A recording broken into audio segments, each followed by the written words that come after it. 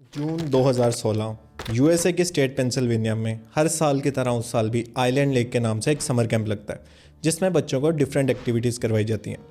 इसी summer camp में एक 22 साल लड़का जो कि वहाँ पे एज अ काउंसलर काम कर रहा था अपने दोस्तों के साथ स्विमिंग करने का प्लान करता है, लेकिन हादसाती तौर पे स्विमिंग करते हुए उसे एक गहरी चोट लगती है जिसके नतीजे में वो बेहोश हो जाता है। ये देखकर उसके दोस्त उसे फ़ौरन हॉस्पिटल लेके जाते हैं।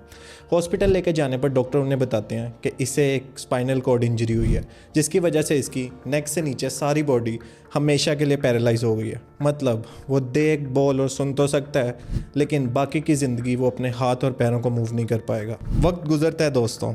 8 साल बाद 2024 में इस लड़के की कुछ इंटरनेट पे वीडियोस वायरल होना शुरू होती हैं। इन वीडियोस में ये अपने हाथों को यूज़ किए बगैर महज अपने दिमाग से कर्सर को मूव कर रहा है और कुछ ऑनलाइन गेम्स खेल रहा है जैसे कि चेस। इस लड़के का नाम है नोलैंड आर्बा और यह है एलोन मस्क के स्टार्टअप न्यूरालिंक की सबसे advance brain chip N1 implant का फर्स्ट ह्यूमन यूज़र।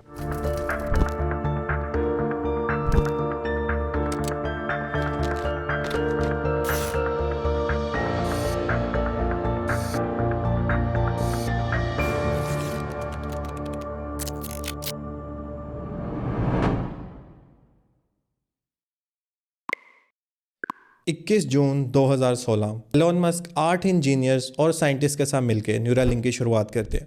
दोस्तों, यहाँ पे न्यूरालिंक का मकसद दिमाग में चिप फिट करना और पूरी दुनिया के इंसानों को कंट्रोल करना है।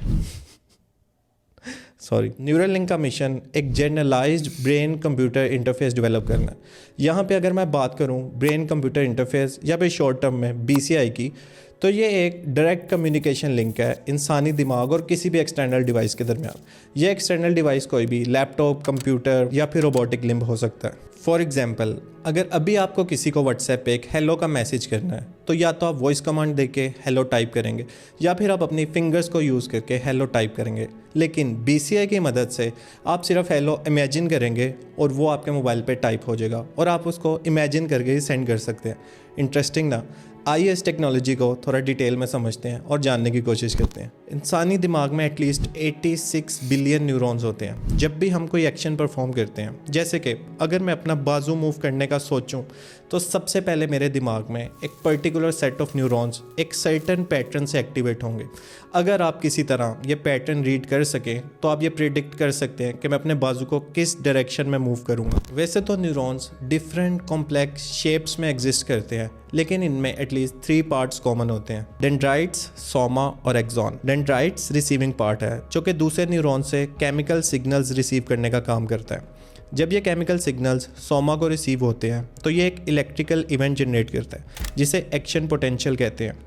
एक्शन पोटेंशियल के नतीजे में इलेक्ट्रिकल इम्पल्स एक्सॉन से ट्रैवल करती है जो कि ट्रांसमिटिंग पार्ट है, और ये इलेक्ट्रिकल इम्पल्स जो डाउनस्ट्रीम न्यूरॉन्स हैं उनके डेंड्राइट्स की इनपुट बनती है एज अ केमिकल सिग्नल। इस प्रोसेस में हमारे लिए सबसे काम की चीज़ एक्शन पोटेंशियल का इवेंट है जो कि एक इलेक्ट्रिकल फील्ड जनरेट करता है जिसे इलेक्ट्रोड्स की मदद से रीड किया जा सकता है और एक्टिवेटेड सेट ऑफ न्यूरॉन्स के पैटर्न का पता लगाया जा सकता है। ये काम सबसे पहले 1924 में एक जर्मन साइकेट्रिस्ट हैंस बर्जर ने एक डिवाइस इन्वेंट करके किया जिसका नाम इसने इलेक्ट्रोएन्सेफेलोग्राम रखा, EEG। इस प्रोसीजर में कुछ इलेक्ट्रोड्स को आपके स्कैल्प पे प्लेस किया जाता है और इलेक्ट्रिकल सिग्नल्स को डिटेक्ट करके ब्रेन एक्टिविटी को वेव्स की फॉर्म में मैप किया जाता है। उस टाइम में ये आउटपुट पेपर पे किया जाता था और आज के टाइम पे ये आउटपुट डिजिटल डिवाइसेस पे किया जाता है। 1929 में हैंस बर्जर EEG पे एक रिसर्च पेपर भी पब्लिश करते हैं जिसके बाद इंसानी दिमाग को समझने का एक नया सफ़र शुरू होता है। आने वाले सालों में दोस्तों EEG की टेक्नोलॉजी इम्प्रूव होती है और इसे बहुत सी दिमागी बीमारियों को समझने के लिए इस्तेमाल किया जाता है। 1977 में एक कंप्यूटर साइंटिस्ट जैक विडॉल पहली बार EEG को यूज़ करके स्क्रीन पे कर्सर लाइक ऑब्जेक्ट को मूव करके दिखाते हैं और वो इस टेक्नोलॉजी का नाम रखते हैं brain computer interface. Jack Vidal को इन्वेंटर ऑफ BCI भी कहा जाता है। BCI की वर्किंग मेनली 3 स्टेप्स पे डिपेंड करती है। फर्स्ट स्टेप में हम इलेक्ट्रोड्स की मदद से इलेक्ट्रिकल सिग्नल्स को गैदर करते हैं। सेकेंड स्टेप में हम इन सिग्नल्स को प्रोसेस करते हैं और कमांड जनरेट करते हैं। थर्ड स्टेप में हम इस कमांड को किसी भी एक्सटर्नल डिवाइस को सेंड करते हैं। जैक विडाल ने जो BCI का इन्वेंट किया था वो एक नॉन इन्वेसिव BCI था। नॉन इन्वेसिव BCI में इलेक्ट्रोड्स को सिंपली आपके स्कैल्प पे प्लेस किया जाता है और किसी भी किस्म की सर्जरी की नीड नहीं होती। 1998 में फर्स्ट इन्वेसिव BCI को ब्रेन टिश्यूज़ में इम्प्लांट किया जाता है ताकि हाई रेजोल्यूशन इलेक्ट्रिकल सिग्नल्स को कैप्चर किया जा सके। दोस्तों, अभी तक जितनी भी कंपनीज थीं जो कि एडवांस्ड BCIs पर काम कर रही थी, उनकी कुछ लिमिटेशंस थी। ऑल्दो उन्होंने इलेक्ट्रोड्स को तो ब्रेन टिश्यू में इम्प्लांट कर लिया था, लेकिन उसकी प्रोसेसिंग अभी भी एक एक्सटर्नल चिप से होती थी जो कि ब्रेन से बाहर थी।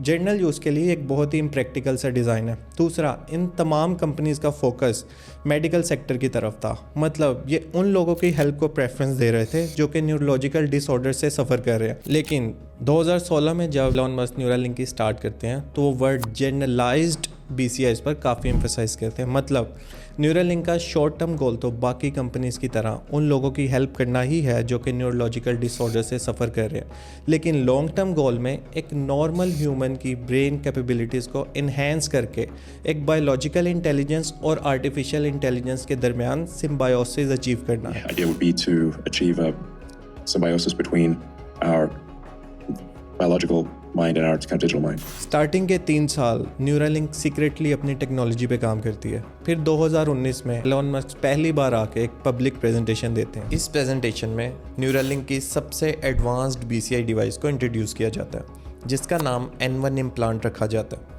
अगर इस डिवाइस के स्पेक्स की बात करें तो इसमें हाई क्वालिटी इलेक्ट्रिकल सिग्नल्स को रीड करने के लिए टोटल 1024 इलेक्ट्रोड्स हैं जो कि हेयर से भी थिन 64 थ्रेड्स की मदद से मेन प्रोसेसिंग चिप से कनेक्टेड है, जो कि सिग्नल्स को इनिशियली प्रोसेस करती है और फर्दर कॉम्प्लेक्स एनालिसिस के लिए वायरलेसली एक्सटर्नल डिवाइस को ट्रांसमिट कर देती है। डिवाइस में बैटरी इंस्टॉल्ड है जो कि वायरलेसली चार्ज होती है और डिवाइस का साइज़ 23x8 मिलीमीटर है जो कि तकरीबन एक कॉइन जितना है और ये इजीली ब्रेन में फिट हो सकती है। अगर इस चिप की वर्किंग की बात करें तो इलेक्ट्रोड्स इलेक्ट्रिक सिग्नल्स को कैप्चर करते हैं और थ्रेड की मदद से उन्हें मेन प्रोसेसिंग चिप तक ट्रांसफ़र कर देते हैं।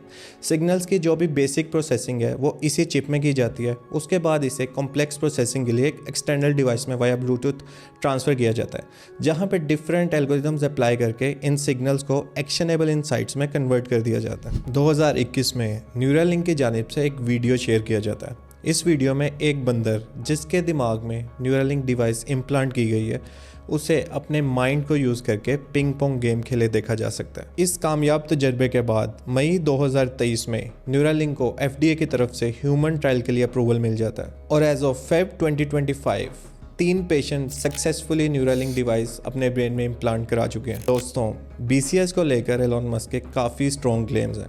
एलोन मस्क का मानना है कि फ्यूचर में ह्यूमैनिटी के लिए आर्टिफिशियल इंटेलिजेंस एक सीरियस थ्रेट हो सकता है। इसीलिए अगर हमें आर्टिफिशियल बीइंग से ना सिर्फ कम्पीट बल्कि कोलैबोरेट भी करना है तो हमें अपनी ब्रेन की पावर्स को इन्हेंस करना होगा, जिसके लिए हमें BCIs की ज़रूरत है।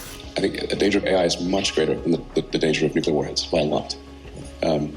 And nobody would suggest that we allow anyone to just build nuclear warheads if they want. That would be insane. And mark my words, AI is far more dangerous than nukes. ना सिर्फ artificial beings बल्कि human to human brain communication के लिए भी हम BCIs को use कर सकते हैं। मतलब टेलीपैथी एक रियलिटी बन सकती है। Like entire new ways of interacting with the computer might be unlocked. And with humans. With other humans. Provided they have they want a Neuralink too. Elon Musk का ये भी कहना है कि अगर BCIs को यूज़ करके हम अपनी थॉट्स को कहीं अपलोड कर पाएँ तो हम हमेशा के लिए ज़िंदा रह सकते हैं। आपका क्या ख्याल है दोस्तों? क्या ह्यूमैनिटी कभी ये अचीव कर पाएगी या फिर ये सारे सिर्फ टॉल क्लेम्स हैं? कमेंट में ज़रूर बताइएगा।